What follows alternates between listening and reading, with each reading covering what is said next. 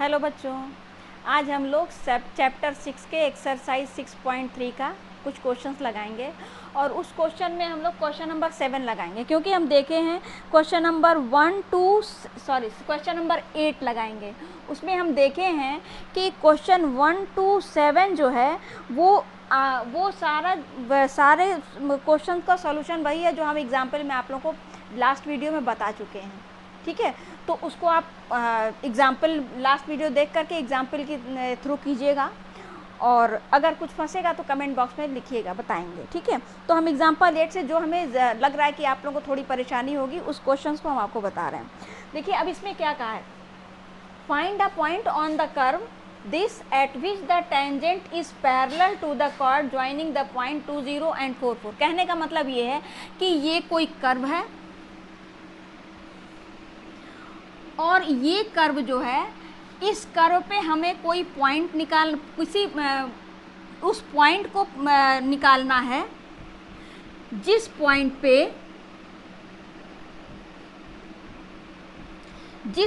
पे टेंजेंट खींचा गया है। कोई ज़रूरी नहीं है कि ये ओरिजिन से ही जाए, ये तो फिगर बनाए थे और वैसे बन गया। और ये जो टेंजेंट है वो ऐसे कॉर्ड के पैरेलल हो जो कि 2, 0 और 4, 4 से होकर के जाता हो। क्लियर हुआ कि नहीं हुआ? इसके कहने का मतलब ये है कि आप एक ऐसे टेंजेंट पॉइंट को बताइए जिसका टेंजेंट आप कर्व पे उस पॉइंट को बताइए जिस पर खींचा गया टेंजेंट इन दो पॉइंट से होकर जाने वाले कॉर्ड का मतलब जीवा के पैरेलल है। मतलब ये दोनों क्या है? पैरेलल हैं। पैरेलल का मतलब ये कि अगर इसको हम लोग थोड़ा पीछे मिलाते हैं तो जो एंगल इसका होगा वही एंगल इसका होगा, क्योंकि ये दोनों क्या है? पैरेलल। पहले ही बता दिया है ये क्या है पैरेलल, मतलब ये दोनों पैरेलल हैं। ठीक, तो जब ये पैरेलल अगर होता है तो ये एंगल इस एंगल के इक्वल होगा, करेस्पॉन्डेंस एंगल, यानी कि संगत कोण से। तो अगर ये इसके बराबर होगा, अगर ये दो पैरेलल हैं तो हमें पता है कि जब दो पैरेलल लाइन तभी दो लाइंस पैरेलल तभी होती हैं जब उनका m1 = m2 होता है, यानी dy/dx इसका और dy/dx इसका दोनों का क्या होगा? सेम होगा। तो हम देखो इसमें क्या करते हैं कि इन दो पॉइंट से होकर जाने वाले इस कॉर्ड का हम लोग m निकाल लेते हैं, क्योंकि हमें पता है m =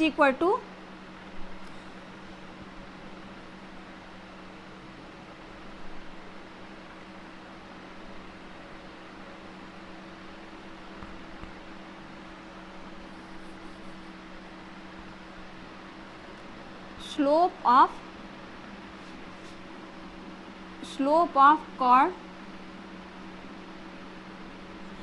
of chord is equal to क्या हो जाएगा?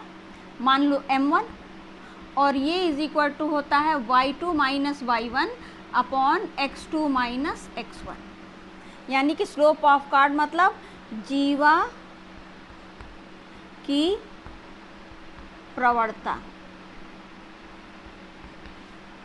तो m1 इज इक्वल टू हो जाएगा, अगर 2, 0 को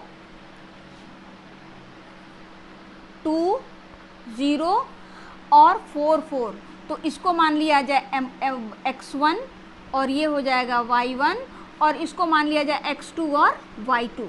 ठीक है, तो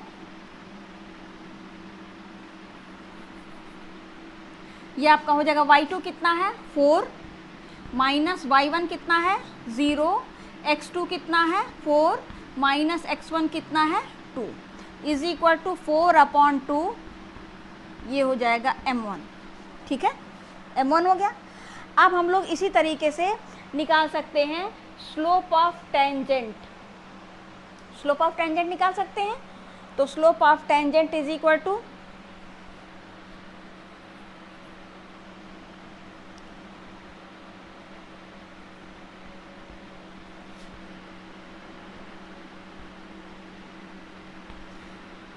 क्या होता है? d, मान लो कि उसका स्लोप m2 हो और m2 इज इक्वल टू क्या लिख सकते हैं? dy/dx, क्योंकि ये तो कर्व है और कर्व के इस पॉइंट पे ये है, तो हम लोग इसका dy/dx क्या हो जाएगा, इज इक्वल टू, पहले हम लोग इसको खोल लेते हैं,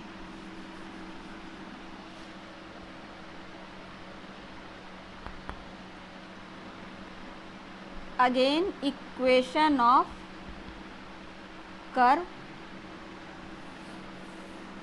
again equation of curve is equal, curve y is equal to x minus 2 का होल स्क्वायर, या y is equal to x square minus 4x और प्लस 4, ठीक है।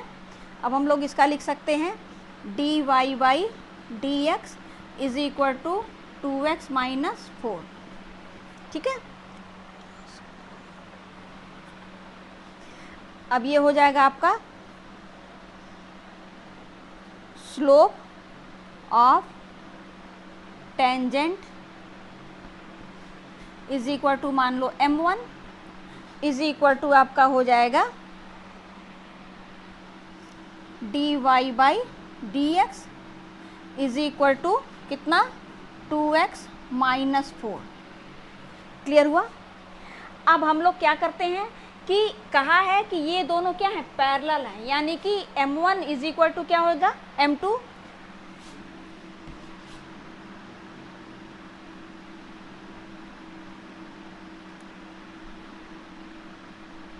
कंडीशन ऑफ पैरेलल, पैरेलल होने की कंडीशन क्या है, m1 is equal to m2, या 2 इज इक्वल टू m2 कितना है, dy/dx, या 2 is equal to 2x minus 4, या 2 is equal to 2x minus 4, 2 से 2 कैंसिल हो जाएगा, या 1 is equal to x minus 2, या x is equal to 3, x की वैल्यू आ गई, ठीक है। अब जब x की वैल्यू आ गई तो ये इस इक्वेशन ऑफ कर्व में हम लोग रख देंगे तो y की वैल्यू आ जाएगी, और वो हमें पता चल जाएगा एक पॉइंट। तो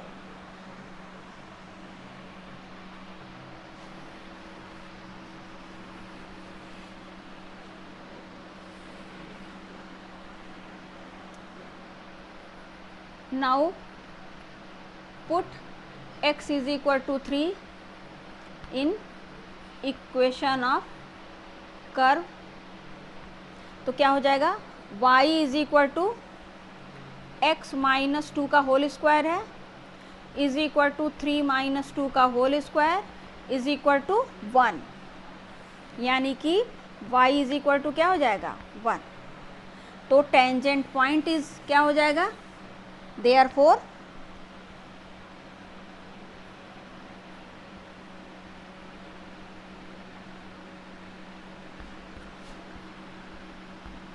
point is equal to 3, 1। Clear हुआ। मेरे ख्याल से आप लोगों को ये समझ में आ गया होगा।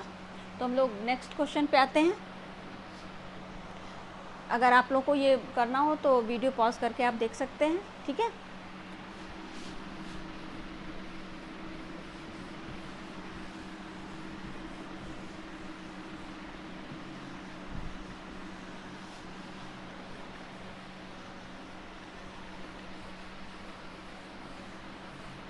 नेक्स्ट है क्वेश्चन नंबर 9।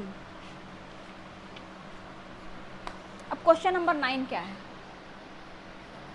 एक चीज तुम लोग आप लोग देख लो जो हम बताना चाह रहे हैं कि अगर कभी भी, वो अभी तक हम किए नहीं थे, कर नहीं रहे थे, लेकिन अब ऐसे बता देते हैं कि अगर कोई पॉइंट पे, किसी कर्व पे कोई पॉइंट आपसे कहा जाए कि पॉइंट निकालिए, तो हम लोग उसका पॉइंट मान लेते हैं x1 y1। लास्ट में भी हम, लास्ट वाले एग्जाम्पल में भी ये कर सकते थे, लेकिन ज़रूरत नहीं पड़ी इसलिए नहीं किए, लेकिन कर लेना चाहिए।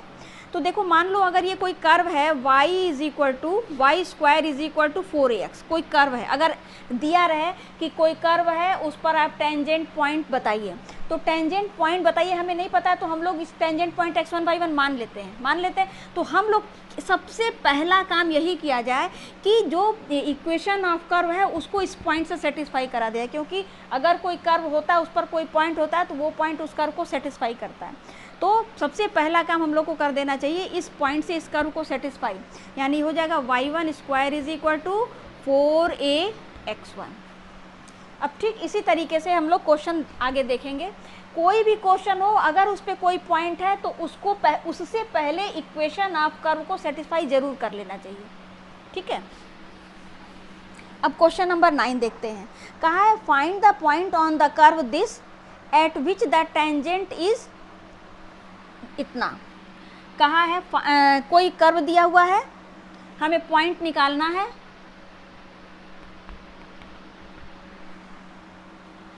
On the curve y is equal to x cube, equation of curve दिया है y is equal to x cube minus 11x plus 5 at which the tangent is, इसमें इक्वेशन ऑफ टेंजेंट दे दिया है, टेंजेंट दिया हुआ है y is equal to x minus 11। अब इसमें क्या कहा है, हमें एक ऐसा पॉइंट निकालना है, कोई कर्व है, मान लो यही कर्व है, ठीक, ये कर्व है और इस कर्व पे हमें कोई एक पॉइंट निकालना है x1 y1, जिस पर अगर टेंजेंट इक्वेशन ऑफ टेंजेंट हम लोग लेते हैं तो वो टेंजेंट का इक्वेशन ये होगा। मतलब इसमें इक्वेशन ऑफ टेंजेंट नहीं निकालना, हमें टेंजेंट का इक्वेशन दे ही दिया, कहा है कि ये होगा, हमें इस पॉइंट को निकालना है, ठीक। तो अब ध्यान से सुनो, ये टेंजेंट भी तो इसी पॉइंट से होके जा रहा है और कर्व पर भी यही पॉइंट है। तो सबसे पहले x1 y1 से कर्व को और टेंजेंट के इक्वेशन को क्या किया जाए, हम लोग सेटिस्फाई करा दिया जाए। तो लिखा जाएगा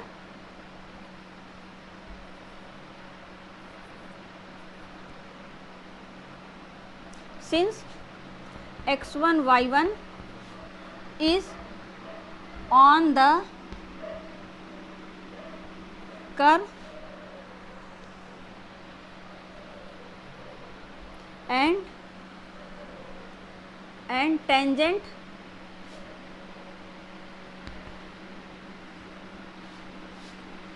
passes through this point, therefore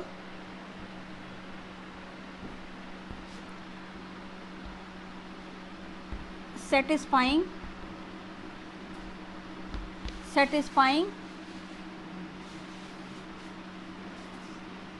equation of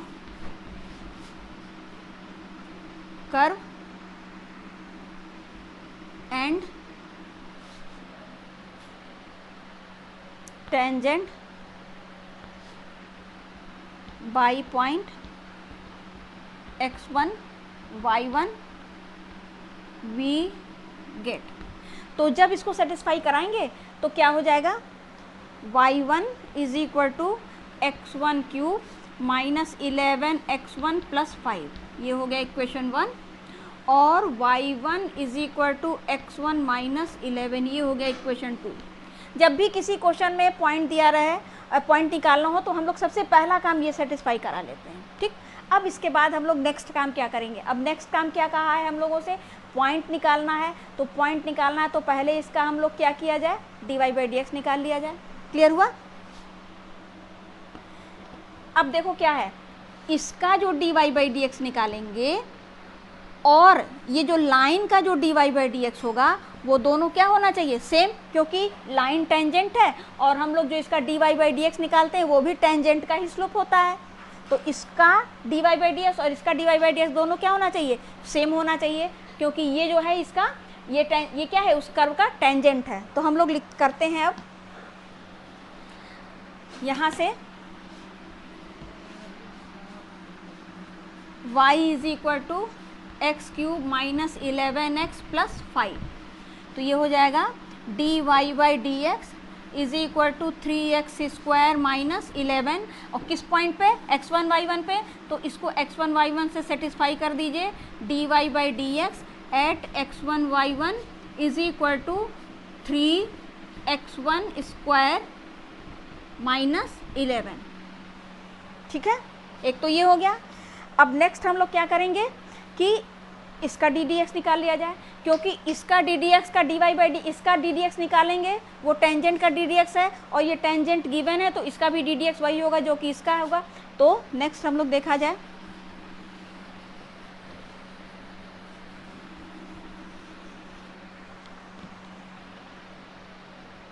अब लिखा जाए d y by d x of tangent, तो ये हो जाएगा y is equal to x minus 11, तो d y by d x is equal to 1, या d y by d x at x1 y1, क्योंकि टेंजेंट भी उसी पॉइंट पर है, तो इज इक्वल टू, यहाँ पर x y है ही नहीं तो इसलिए इसकी वैल्यू 1। अब चूंकि ये टेंजेंट भी इसी पॉइंट से होकर जा रहा है, यानी ये टेंजेंट का इक्वेशन इस टेंजेंट का d y by d x और इसका d y by d x दोनों सेम होगा, तो हम लोग लिख सकते हैं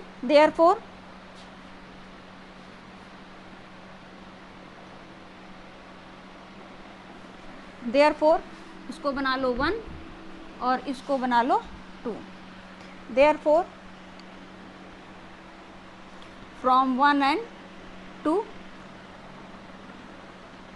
3x1 square minus 11 is equal to 1, या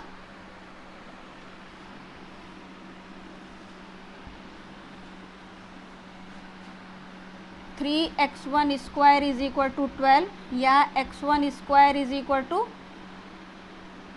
12/3,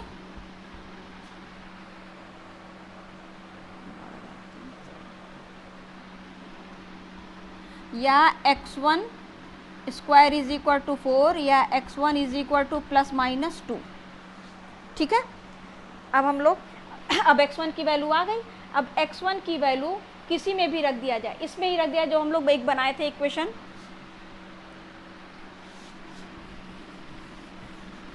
एक हम लोग क्या सेटिस्फाई किया कराए थे कि y1 is equal to x1 minus 11 from 2, तो अब x1 की वैल्यू आ गई, x1 की वैल्यू एक बार +2 रखा जाए, दूसरी बार -2, x1 इज इक्वल टू +2 अगर मान लो रखते हैं, तो y1 is equal to 2 minus 11 is equal to -9। ठीक है, और अगर माइनस रखते हैं तो x1 इज इक्वल टू 2 रखने पे, तो ये कोऑर्डिनेट क्या हो जाएगा 2 और -9। क्लियर हुआ, और x1 इज इक्वल टू -2 रखते हैं तो y1 इज इक्वल टू हो जाएगा -13। ठीक है, ये हो जाएगा। अब आपको देखिए इसका कोऑर्डिनेट क्या हो जाएगा, x1 इज इक्वल टू -2 और y1 इज इक्वल टू -13। लेकिन अब यहाँ पर जो दिया हुआ है y is equal to x minus 11, y is equal to x minus 11, ये क्या है, ये आपका टेंजेंट, इक्वेशन ऑफ टेंजेंट है। तो यहाँ पर आपका क्या आ रहा है, x1 और y1 की वैल्यू -2 -13 और -2 और -9। अब देखना है क्योंकि इसमें 2 पॉइंट्स आ गया है, तो 2 पॉइंट का मतलब इसमें से कौन सा पॉइंट सही है, तो सही के लिए दोनों को इसमें रख करके देख लो। तो 2 और 9 रखेंगे तो ये सेटिस्फाई करेगा, ये वाला -2 -13 रखेंगे तो ये सेटिस्फाई नहीं करेगा। इसका मतलब ये है कि ये वाला आंसर नहीं होगा। ठीक है, कौन सा, ये वाला आंसर होगा। क्लियर हुआ, क्योंकि ये टेंजेंट का इक्वेशन दिया हुआ है, तो ये वैल्यू अगर रखते हैं तो ये सेटिस्फाई नहीं करती है, यानी कि जो टेंजेंट होगा केवल इसी पॉइंट से होकर जा रहा होगा, इस पॉइंट से होकर के नहीं जा रहा होगा। क्लियर हुआ। अब नेक्स्ट,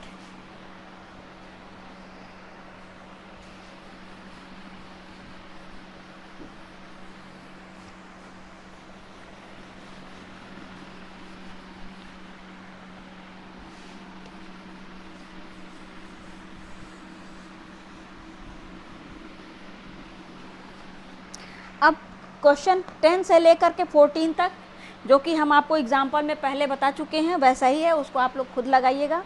अब हम क्वेश्चन नंबर 15 बताते हैं।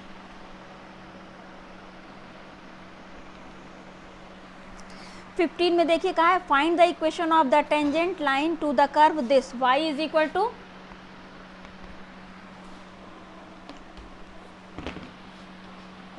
Equal to x square minus 2x plus 7 which parallel to the line 2x minus y plus 9 is equal to 0 parallel. देखिए दिया हुआ है कि आपको इक्वेशन ऑफ टेंजेंट निकालना है जो कि इस कर्व का इक्वेशन ऑफ टेंजेंट निकालना है जो कि इसके पैरेलल है। तो अगर इसका पैरेलल है तो ये पैरेलल है तो दोनों का dy बाई डी एक्स क्या हो जाएगा, इक्वल होना चाहिए, क्योंकि अगर ये इसके पैरेलल है तो dy by d x same होना चाहिए। तो हम लोग क्या किया जाए, पहले इसका dy बाई डी एक्स लिखा जाए, ये 1 इसको बना देते हैं 2 from 1 dy by d x is equal to 2x minus 2 और फ्रॉम 2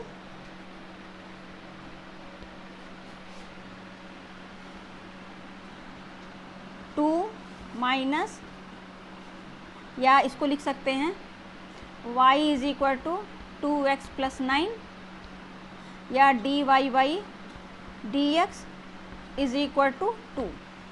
अब ध्यान से सुनिए क्या है, कहा है कि ये कर्व है और इस कर्व का जो टेंजेंट है पैरेलल है इसके, इस कर्व का, मान लो ये कोई कर्व है, इस कर्व का जो टेंजेंट है वो एक लाइन कोई दी हुई है इसके पैरेलल है, ठीक है।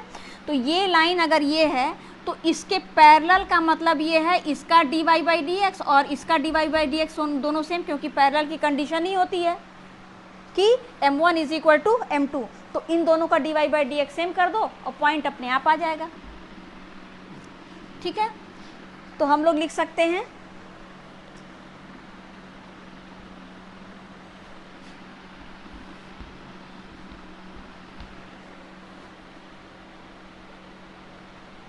since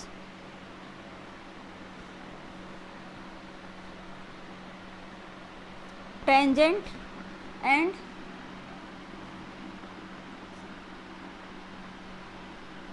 line are parallel, therefore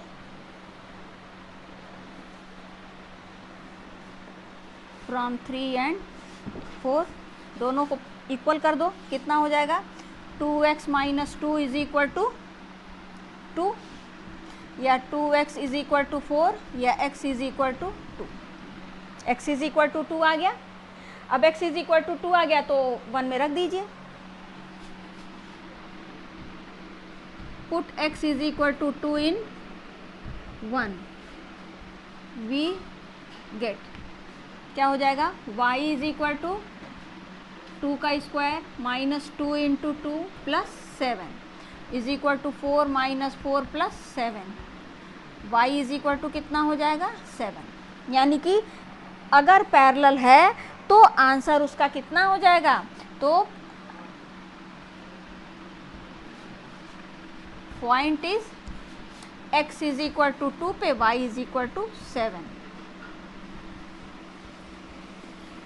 ये तो कंडीशन थी पैरेलल के लिए, क्लियर हुआ, ये कंडीशन थी पैरेलल के लिए। अब हमको कहाँ गए,